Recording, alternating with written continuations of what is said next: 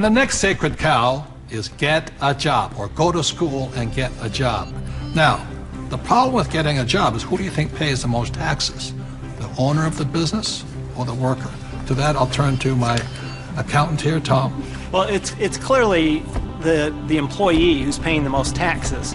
And you know, I started as an employee right out of school, and I was paying high taxes. Even though my job is to reduce taxes, I was paying high taxes.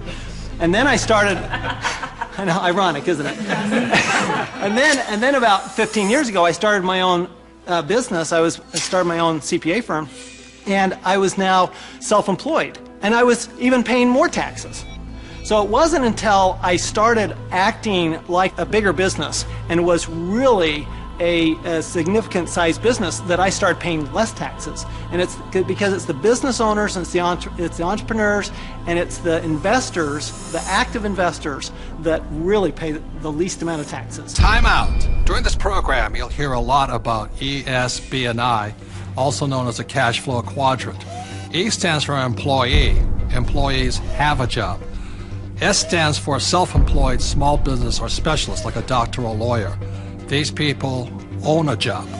B stands for big business, 500 employees or more, and these people have other people working for them.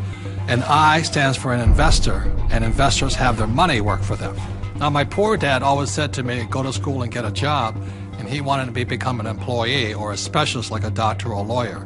My rich dad said, if you want to be rich, you have to be on the business owner or the I side. And that's the difference between my rich dad and my poor dad. If you look at the cash flow quadrant, you have the E, S, B, and I. The people that go to school are on the E and the S side. The S stands for specialists like a doctor or lawyer, and E's are employees.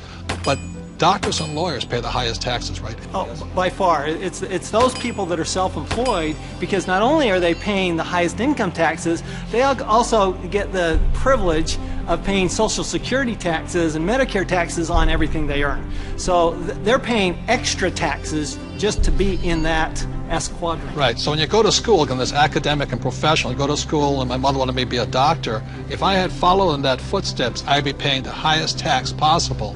And they make a lot of money, but they pay the highest percentage in taxes. So that's why this relates back to go to school. That's right. And they actually have the fewest options of reducing their taxes. The tax laws are really geared towards those people who are creating jobs. You know, and those are the entrepreneurs, those people who are creating housing and, you know, building real estate, because the government understands that's what we need. You know, we want the private sector to do that, and so we're rewarded for doing what the government wants us to do. And that's really all the tax law is. It's a system of rewards for people doing what the government wants you to do. Plus, you know, the other part of it too is this whole idea of getting a job. There was some kind of a myth out there that goes with get the job, get a safe, secure job. And so that by getting a job, somehow you're going to be taken care of for the rest of your life. And all you got to do is pick up any paper to see how many tens of thousands of people are losing their jobs. There are no safe, secure jobs. And now we're competing with India and Asia for jobs that were sacred to America at one point in time. So this whole idea of having a job that was secure is probably the most insecure thing you could be doing right now. The idea of a secure job is an industrial age idea. Exactly. The only option is put into your head is go get a job. And I wasn't around. Brainwashing. Yeah, I wasn't around entrepreneurs. I wasn't around business owners growing up. I was around employees. When I first started my company 15 years ago, I went back to my class reunion, which is always an interesting thing. And I remember saying to them, yeah, you know, I started a company about 5 years ago, and they looked at me like, oh, and some of them even said it. They go, you're so brave. And I'm thinking, you know, I've had this company for 5 years now. That is the longest I had ever worked anywhere.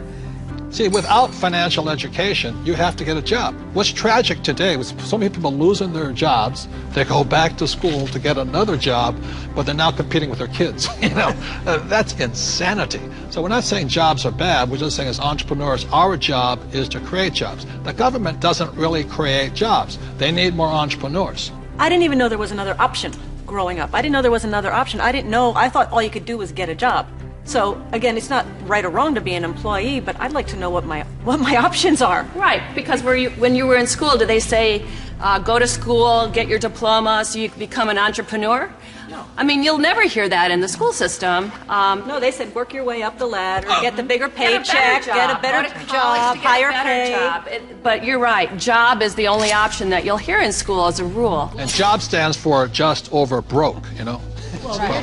To me, the real issue with the job is it's the highest risk profession you can have because you only have one client. Now, when I started my business 15 years ago, it was after being fired from a job. And what I recognized was that, I had no control over my life because I had one client. That was my employer. Whereas now I have hundreds and thousands of clients. One client fires me, it's not the end of the world. Now my risk has gone down considerably, almost to nothing.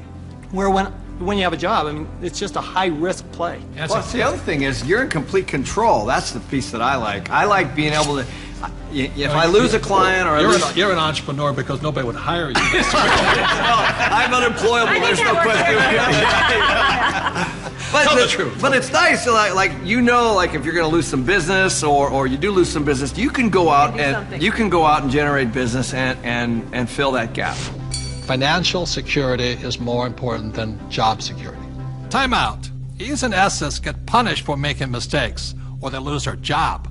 B's and I's get richer from their mistakes because they learn from their mistakes.